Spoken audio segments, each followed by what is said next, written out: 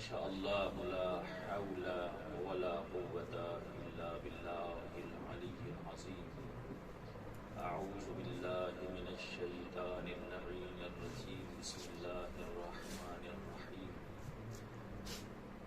الحمد للہ رب العالمین وبہ نستعین وہو خیر ناصر ومعین، والصلاة والسلام علی سید المرسلین وآلہ الطیبین الطاہرین المعصومین، ولعنۃ الدائمۃ علی اعدائہم اجمعین، آمین یا رب العالمین۔ رب اشرح لی صدری ویسر لی امری واحلل عقدۃ من لسانی یفقہوا قولی، اما بعد فقد قال اللہ تعالیٰ فی القرآن الکریم، بسم اللہ الرحمن الرحیم۔ یا ایہا الذین آمنوا کتب علیکم الصیام کما کتب علی الذین من قبلکم لعلکم تتقون۔ صلوات محمد وعلی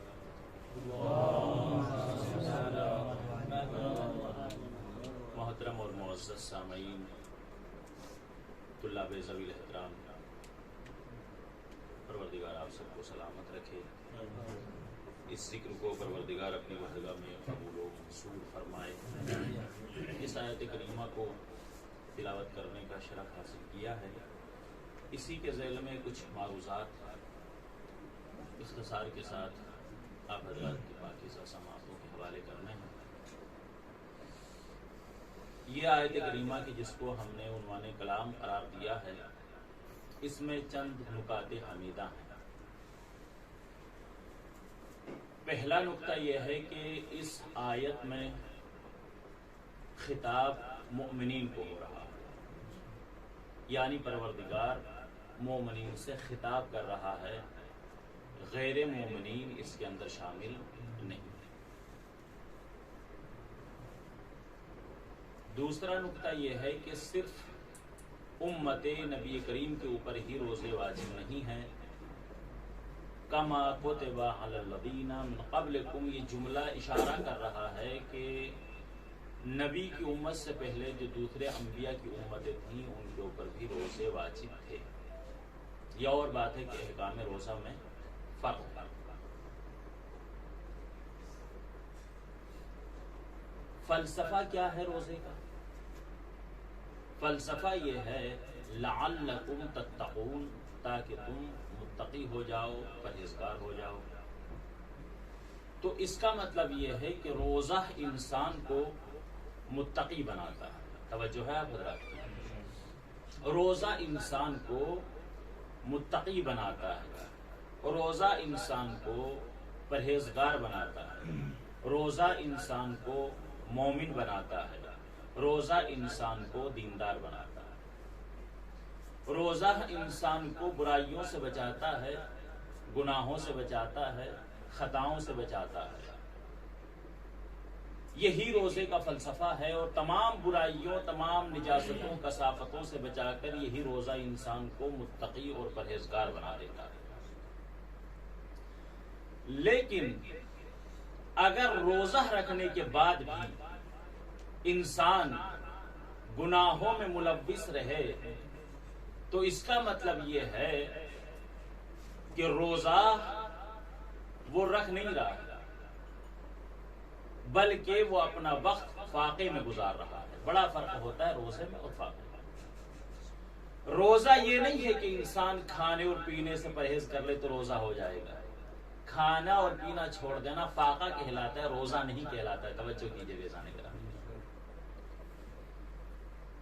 روزہ وہی روزہ ہے جو اپنے تمام اجزاء کے ساتھ ہو، تمام شرائط کے ساتھ ہو۔ روزہ کیا ہے؟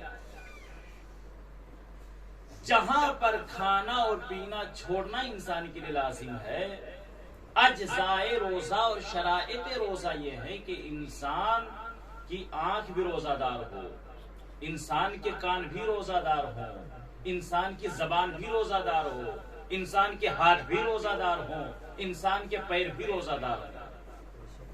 دامن وقت میں تجھے گنجائش نہیں ہے کہ الگ الگ وضاحتیں کروں۔ طلاب ذوی الاحترام تشریف فرما ہے، بس ایک چیز کی طرف اشارہ کروں گا کہ روزہ وہی روزہ ہے جو اپنے پورے اجزاء اور شرائط کے ساتھ ہو.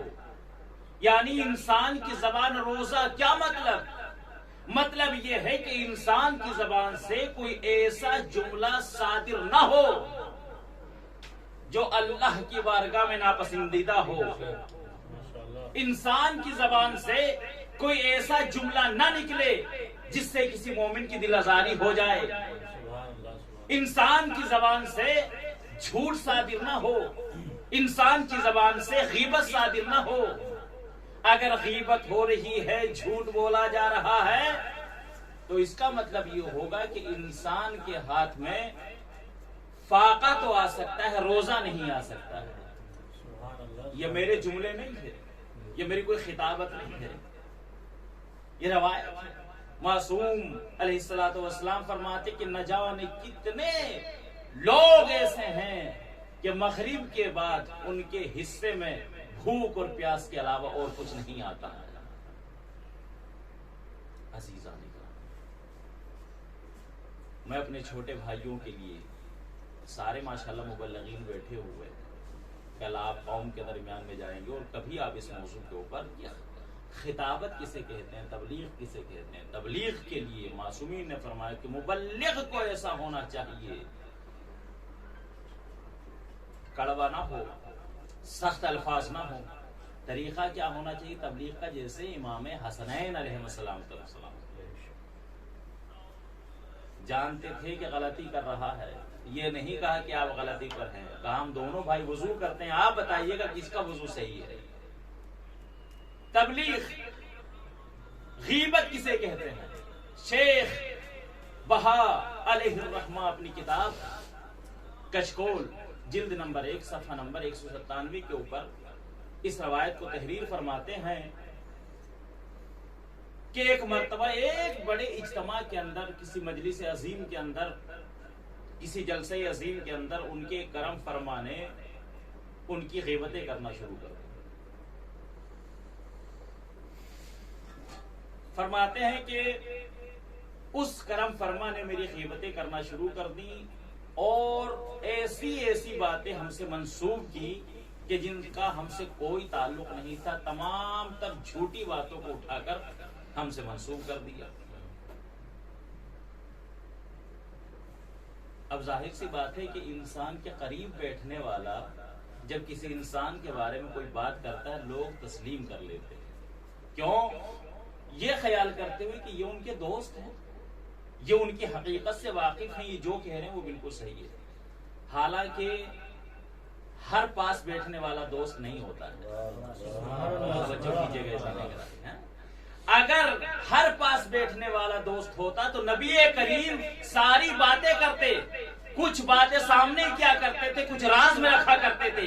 اس کا مطلب یہ ہے کہ بزم نبی میں بیٹھنے والے بھی سارے نبی کے دوست نہیں تھے، بلکہ کچھ منافق بھی تھے. اللہ سلامت رکھیں آپ حضرات. تو ہر پاس بیٹھنے والا انسان کا دوست نہیں. بڑی احتیاط کی ضرورت ہے. کچھ منافق ہی ہوتے ہیں جو دوستی کا نقاب اوڑھنے کے بعد انسان کے بزم میں داخل ہو جاتے ہیں. یہ بھی ایسے کرم فرما تھے، دوستی کا بڑا دعویٰ کیا کرتے تھے. فرماتے ہیں شیخ بہا کہ میرے سامنے آ کر مجھ سے بڑا آپ کا کوئی دوست نہیں ہے، کوئی محبت کرنے والا نہیں ہے، میں آپ پر اپنی جان نچھاور کرنے کے لیے تیار رہتا ہوں. انہوں نے اس جلسے میں ہماری غیبتیں کی اور جب کی تو وہ خبر ان تک پہنچ گئی، شیخ بہا تک. شیخ بہا علیہ الرحمہ تک یہ خبر پہنچی، یہ خبر ان کو پہنچ گئی کہ ان تک یہ خبر جا چکی ہے. اب تعویلات کا سلسلہ شروع ہوا. اور ہوتا بھی یہی ہے، جب انسان غلطی کرتا ہے، منافق کی یہ پہچان ہے کہ وہ چہروں کو بدلتا بہت ہے. کہیں کچھ ہوتا ہے، کہیں کچھ اور ہو جاتا ہے. تعویلات کا سلسلہ شروع کیا. ارے سرکار ایسا نہیں تھا، ایسی بات نہیں تھی، ہم یہ کہنا چاہتے تھے، شاید ہماری زبان سے ایسا نکل گیا ہوگا، لوگوں نے ایسا سمجھ لیا ہوگا. اس نا بڑا خط تعویلات کا انہوں نے بھیجا خدمت شیخ بہا علیہ الرحمہ. انہوں نے پڑھا اور انہوں نے اس ایک لمبے چوڑے خط کا جواب صرف ایک جملے میں ارسال کر دیا، جزاکم اللہ خیر الجزا۔ اتنے بڑے خط کا جواب صرف ایک جملے میں، جزاکم اللہ خیر الجزا۔ یہ جب خط اس کے پاس پہنچا تو سوچنے میں مجبور ہو گیا، وہ بھی کوئی جاہل نہیں تھا۔ مشکل یہی تو ہے، اگر کوئی جاہل غیبت کرے تو چلتا ہے کہ مسئلے سے ناواقفیت ہے اس لیے غیبتیں کر رہا ہے۔ کچھ ایسے کرم فرما بھی ہوتے ہیں جو علم کا دعویٰ کرتے ہیں مگر ان ایسے مرض کے اندر مبتلا رہتے ہیں۔ وہ جانتا تھا کہ شیخ بہا کیا ہیں، یہ بھی جانتے تھے۔ دیکھیے، چاہتے شیخ بہا اس کو بہترین جواب دے سکتے تھے مگر ایک جملے، کیوں؟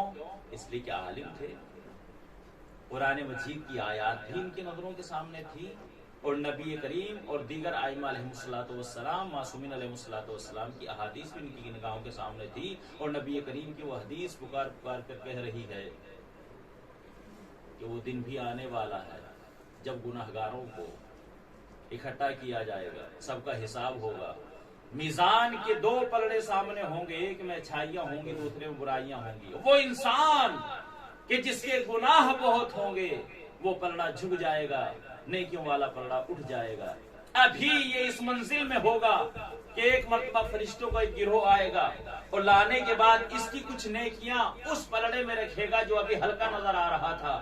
جیسے وہ نیکیاں رکھی جائیں گی وہ پلڑا جھک جائے گا اور گناہوں والا پلڑا اٹھ جائے گا۔ تو ایک مرتبہ یہ ہنس کر مسکرا کر خوش ہو کر باہر گئے ایزدی میں عرض کرے گا، پروردگار یہ فلاں فلاں فلاں تو میری نیکیاں نہیں ہے۔ اب یہاں انسان پہچانے نہ پہچانے کہ کون سا گناہ کر رہا ہے، مگر وہاں سارے گناہ بھی پہچانے گا اور ساری نیکیاں بھی اس کو یاد آ جائیں گی۔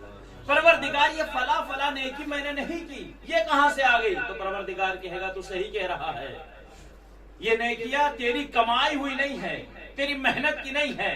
کہ پروردگار پھر کہاں سے آئی؟ کہ یہ نیکیاں وہ ہے کہ دنیا میں کچھ لوگوں نے تیری غیبتیں کی تھی، ہم نے اس کی نیکیاں اٹھا کر تجھے عطا کر دیا۔ صلوات پڑھنے پر محمد و آل محمد۔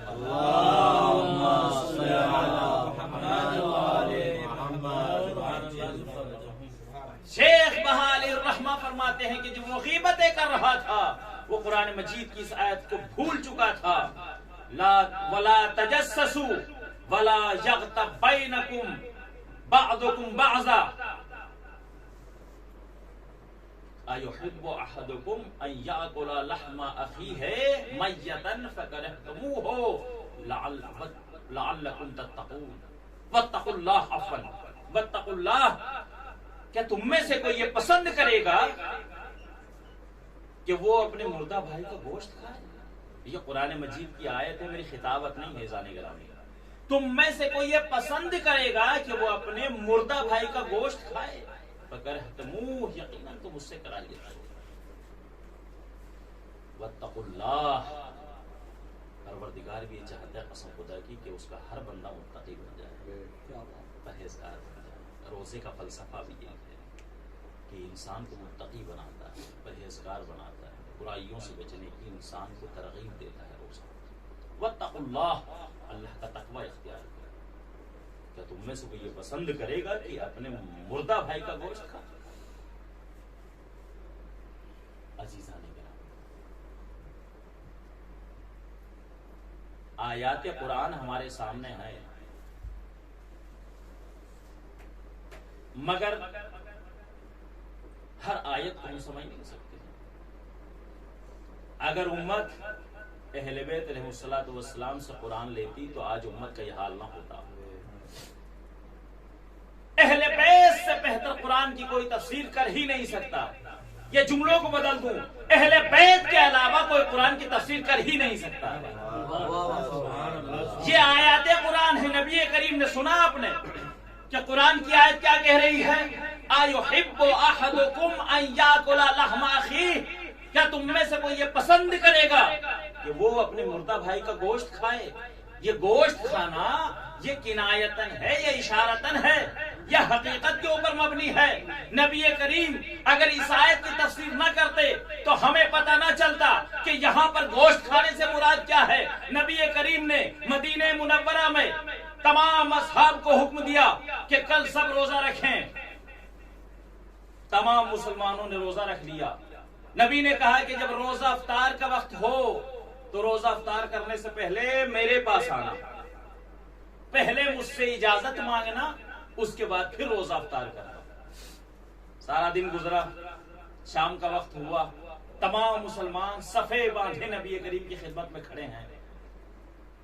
ایک انسان آگے بڑھتا, یا رسول اللہ کیا مجھے اجازت ہے کہ میں گھر چلا جاؤں روزہ افطار کے لیے؟ نبی کریم نے کہا اجازت ہے. دوسرے نے, تیسرے نے, چوتھے نے, ایک مرتبہ ایک بزرگ انسان آیا اور آنے کے بعد کہتا, یا رسول اللہ کیا مجھے اجازت ہے کہ میں روزہ افطار کروں؟ کہ ہاں تجھے اجازت ہے.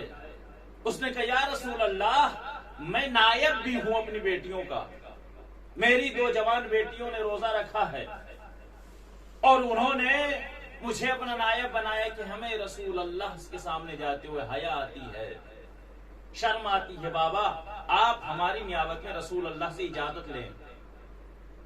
جیسے ہی اس بزرگ نے یہ سوال کیا, نبی کریم صلی اللہ علیہ وآلہ وسلم نے اپنا رخ اس سے موڑ لیا. پھر وہ سامنے آیا, اس نے کہا, یا رسول اللہ میں آپ سے سوال کر رہا ہوں. روایت کی فقرے یہ ہے, کشف الریبہ شیخ زین الدین عامری شہید ثانی نے اپنی کتاب کشف الریبہ صفحہ نمبر 287 کے اوپر سے روایت کو نقل کیا ہے. شہید ثانی فرماتے ہیں کہ جیسے ہی نبی کریم نے اپنا رخ موڑا وہ سامنے آ گیا, پھر اس نے سوال کیا, نبی کریم نے پھر رخ موڑ لیا. یہ بڑا پریشان ہوا, نبی کریم کے سامنے پھر آ گیا, پھر ہاتھوں کو جوڑ کر کہتے, یا رسول اللہ میں اپنی بیٹیوں کا نائب ہوں, آپ سے سوال کر رہا ہوں, آپ مجھے جواب کیوں مرحمت نہیں فرما رہے ہیں؟ میں آپ سے پوچھ رہا ہوں کہ میری بیٹیوں نے روزہ رکھا ہے, وہ افطار کی اجازت چاہتی ہیں. نبی کریم صلی اللہ علیہ وآلہ وسلم نے اپنی نظروں کو اٹھایا اور اس کی طرف دیکھا اور دیکھ کر فرماتے ہیں کہ تو یہ دعویٰ کر رہا ہے کہ تیری بیٹیاں روزے سے ہیں؟ کہاں یا رسول اللہ. کہا کہ غلط ہے,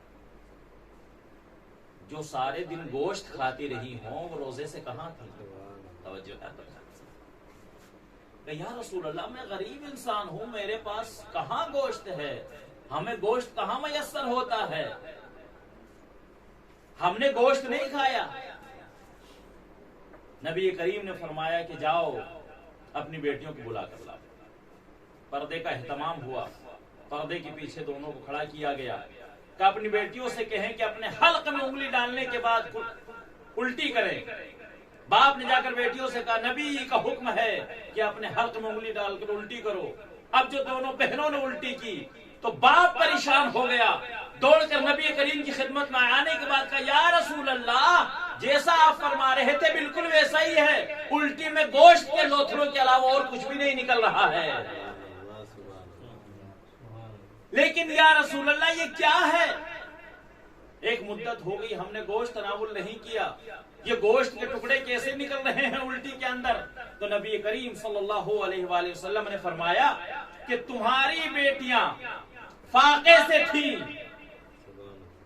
روزے سے نہیں تھیں, اس لیے کہ وہ سارے دن مومنین کی غیبتیں کر رہی تھی, اور جو مومنین کی غیبتیں کرتا ہے, ایحب احدکم ان یاکل لحم اخیہ میتن, کہ تم میں سے کوئی یہ پسند کرتا ہے کہ وہ اپنے مردہ بھائی کا گوشت کھائے؟ قسم خدا کی اگر نبی کریم کا یہ ارشاد نہ ہوتا تو یہ آیت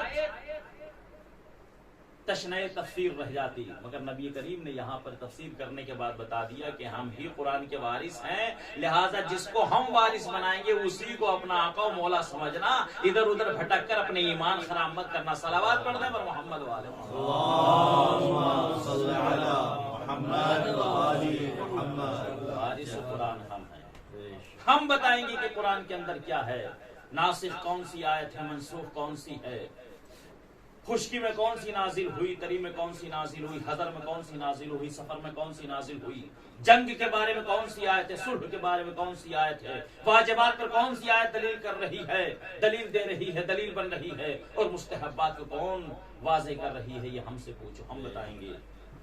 ہم اہل بیت علیہ السلام قرآن کے حوالے سے آخری فقرہ اس آیت کا واتقوا اللہ ایحب احدکم ان یأکل لحم اخیہ میتا فکرہتموہ واتقوا اللہ، کیا تم میں سے یہ کوئی پسند کرے گا کہ اپنے جوان مردہ بھائی کا گوشت کھائے؟ واتقوا اللہ، خدا کا خوف کرو، خدا سے ڈرو۔ بڑا افسوس، سارے مبلغین بیٹھے ہیں تو اس لیے جملہ کہہ رہا ہوں، بڑے افسوس کی بات ہے، آپ دیکھیں مشاہدہ کیا ہے آپ نے اور ہم نے بھی، کہ قوم میں ہمارے بہت سے نوجوان ایسے ہیں جو روزہ رکھنے سے بہت گریز کرتے ہیں، صحت خراب ہو جائے گی، کمزور ہو جائے گی ہیں، اور دعویٰ بھی کرتے ہیں کہ ہم علی کے چاہنے والے ہیں۔ علی کا چاہنے والا ہونے کا کوئی دعویٰ کرے اور وہ روزے سے بچے، ایسا ہو ہی نہیں سکتا، اس لیے کہ علی امام المتقین ہیں، اور روزہ انسان کو متقی بناتا ہے۔ اگر کوئی روزہ ہی نہیں رکھ رہا تو متقی نہیں ہے، متقی نہیں ہے تو اس کے امام علی ہیں ہی نہیں، وہ دعویٰ کر رہا ہے۔ علی امام المتقین، خود تقوی مولا کائنات کا آپ دیکھیے، سارے دن مزدوری کرنے کے بعد روزے کی حالت میں رات کو مولا کائنات مصلی عبادت پر کھڑے ہوتے تھے تو تقوی کا یہ عالم تھا، تقوی کی یہ منزل تھی کہ مولا کائنات مصلی عبادت پر کھڑے ہونے کے بعد ایسے کانپتے تھے، کپ کپی آپ کے جسم کے اندر ہوتی تھی۔ کہ کسی صحابی نے پوچھا مولا میری جان آپ پر قربان ہو جائے، آپ امام المتقین ہیں، آپ سید الوسیین ہیں، آپ کی حالت ایسی ہوتی ہے ایسا لگتا ہے جیسے عنقریب آپ کی روح آپ کے جسم کو چھوڑ دے گی، مولا یہ کیفیت کیا ہے؟ بارہا میں نے مشاہدہ کیا ہے۔ تو نبی کریم امام امیر المومنین علیہ السلام نے فرمایا کہ تجھے معلوم نہیں ہے کہ میں اس وقت کہاں ہوتا ہوں؟ اس وقت میں اپنے رب کے سامنے، خوف خدا کی وجہ سے میری حالت ہو جاتی ہے، چہرے کا رنگ متغیر ہو جاتا ہے، جسم کے اندر کپ کپی آ جاتی ہے۔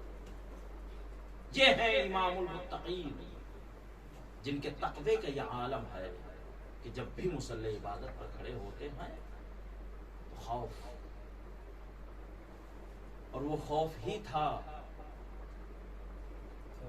آج یہ شب شروع ہونے والی ہے، یہی وہ رات تھی کہ جس میں مولا کائنات کے اوپر خوف کا یہ عالم تھا کہ کبھی بیت الشرف میں جاتے ہیں، کبھی صحن خانہ میں آ جاتے ہیں، کبھی حجرے میں جاتے ہیں، کبھی صحن خانہ میں آ جاتے ہیں۔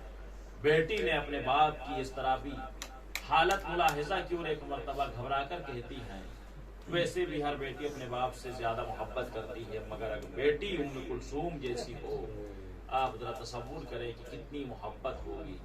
بیٹی ام کلثوم جیسی ہو، باپ علی مرتضیٰ جیسا ہو، باپ اور بیٹی میں محبت کس عالم کی ہو، کس درجے کی ہو۔ گھبرا کر کہتی ہیں بابا میں دیکھ رہی ہوں کہ آپ پریشان ہیں، کبھی آپ حجرے میں جاتے ہیں، کبھی آپ صحن میں آ جاتے ہیں، اور نہ جانے آپ آسمان کی طرف دیکھ کر کیسی باتیں کرتے ہیں، بابا میرا دل ڈوبا جا رہا ہے۔ تو ایک مرتبہ مولا کائنات نے کہا میری لانڈی گھبرائیے نہیں، آج تمہارا بابا اپنے پروردگار سے ملاقات کرنے کے لیے جا رہا ہے۔ اللہ اکبر، مجھے یہ سوچ کر خوف آ رہا ہے کہ میں اپنے پروردگار سے ملاقات کروں تو کیسے کروں۔ یہ ہے علی کا تقویٰ۔ ہاں صدا وقت بھی آیا کہ مولا کائنات اپنے گھر سے نکلنا چاہتے ہیں تو مرغابیوں نے دامن تھام لیا۔ مولا حسن کو آواز دی، بیٹا حسن ان کا خیال رکھنا، میں ان سے بڑی محبت کرتا ہوں، ان کو زحمت نہیں ہونا چاہیے۔ آگے بڑھے تو زنجیر در نے دامن تھام لیا، اور شاید کہ زنجیر دل یہ رو کر کہہ رہی ہو مولا آپ جا رہے ہیں، آج کے بعد پھر آپ سے ملاقات نہیں ہوگی۔ الغرض مولا متقیان مسجد میں پہنچے۔ آج آپ سب زیارت کرنے کے لیے جائیں گے نا اس جگہ کی جہاں پر مولا کائنات کے سر پر ابن ملجم نے تلوار لگائی تھی۔ آپ وہاں پر مجلس بھی کریں گے، ماتم بھی کریں گے، مولا کا پرسہ بھی امام زمانہ کی بارگاہ میں پیش کریں گے۔ عزادارو وہی جگہ تھی جو آج محراب امیر المومنین کے نام سے معروف ہے۔ مولا کائنات مسجد میں پہنچے، جو لوگ سوئے ہوئے تھے ان کو جگایا، اور جگانے کے بعد سب سے کہا کہ نماز کی تیاری کرو، اپنے قاتل کو بھی اٹھایا، اے بندے خدا اٹھ، نماز کا وقت ہے۔ مولا کائنات جانتے ہیں میرا قاتل ہے، مگر پھر بھی اسے اٹھا رہے ہیں۔ یہ ہے علی کی نگاہ میں واجبات کی منزل، یہ ہے علی کی نگاہ میں واجبات کی اہمیت۔ اپنے قاتل کو اٹھایا، وضو کیا، مولا کائنات مصلی عبادت پر پہنچے، نماز شب میں مشغول ہو گئے، یہاں تک کہ نماز صبح کا وقت قریب ہوا۔ مولا کائنات بنفس نفیس گلدست اذان پر پہنچے، جانے کے بعد اذان دینا شروع کی۔ میں کہوں گا کوفے والو آؤ آؤ، علی کا دیدار کر لو، اس لیے کہ علی کی آخری اذان ہے، اس کے بعد یہ اذان سننا تمہیں نصیب نہیں ہوگی۔ کوفہ کے گھروں سے لوگ نکلنا شروع ہوئے، علی کی آواز سنی، لوگ مسجد کی طرف دوڑے، مسجد میں پہنچے، لوگوں نے مولا کائنات کے ساتھ نماز پڑھنا شروع کی۔ ایک مرتبہ مولا کائنات جیسے ہی قیام و رکوع کی منازل طے کرتے ہوئے سجدے کی حالت میں پہنچے، بس ایک مرتبہ ابن ملجم پر خدا لعنت کرے، اس نے تلوار کا ایسا وار کیا، ارے شیر خدا کا سر شگافتہ ہو گیا، علی زمین سے اٹھ نہ سکے، خاک زمین کو اٹھا کر اپنے زخم میں ڈالا، اور ایک مرتبہ کہتے ہیں فزت ورب الکعبہ، رب کعبہ کی قسم آج علی کامیاب ہو گیا۔ اور وہیں پر لیٹے لیٹے اپنے بیٹے امام حسن سے کہا میرے لال نماز پوری کراؤ، ارے نماز مکمل ہوئی۔ یہ ہے علی کی نظر میں واجبات کی اہمیت، نماز مکمل ہوئی، بیٹوں نے اپنے بابا کو ایک قالین میں لٹایا، بڑی شان سے اٹھا کر گھر کی طرف لے کر چلے، جیسے ہی گھر کے قریب پہنچے اپنے بیٹے امام حسن سے فرماتے ہیں اے میرے لال ان چاہنے والوں سے کہہ دے سب اپنے اپنے گھروں کو واپس چلے جائیں، کہ بابا یہ سب چاہنے والے ہیں، آپ کی محبت میں آئے ہیں۔ مولا کہتے میں بھی جانتا ہوں، مگر میں یہ بھی جانتا ہوں کہ جب اس حالت میں میری بیٹیاں مجھے دیکھیں گی تو بلند آواز سے گریا کریں گی۔ ارے میں نہیں چاہتا کہ نامحرموں کے کانوں میں میری بیٹیوں کی آوازیں جائیں، میں ہاتھوں کو جوڑ کر کہوں گا اے میرے مولا آج آپ یہ برداشت نہیں کر رہے کہ کوفے میں آپ کے صحابی آپ کی بیٹیوں کی آوازیں سنیں، اے میرے مولا ذرا کربلا میں آئیے، ارے 61 ہجری میں عاشورہ گزر چکا، عصر کا وقت تمام ہوا، ایک منادی کی ندا بلند ہوئی، لوٹو تبرکات علی و بطول کو، قیدی بنا کے لے چلو آل رسول کو، عزادارو کربلا میں ظلم کی انتہا ہو گئی۔ صرف یہ نہیں کہ بیویوں کے سروں سے چادریں چھینی گئی ہوں، ارے کوئی تازیانے مار رہا تھا، کوئی نیزے مار رہا تھا، کوئی سکینہ کے رخسار پر تماچے مار رہا تھا۔ سکینہ رو کے کہہ رہی تھی اے چچا میری مدد کو آئیے، شمر تماچے مار رہا ہے۔ جزاکم اللہ خیر الجزاء، لعنت اللہ علی القوم الظالمین، وسیعلم الذین ظلموا ای منقلب ینقلبون۔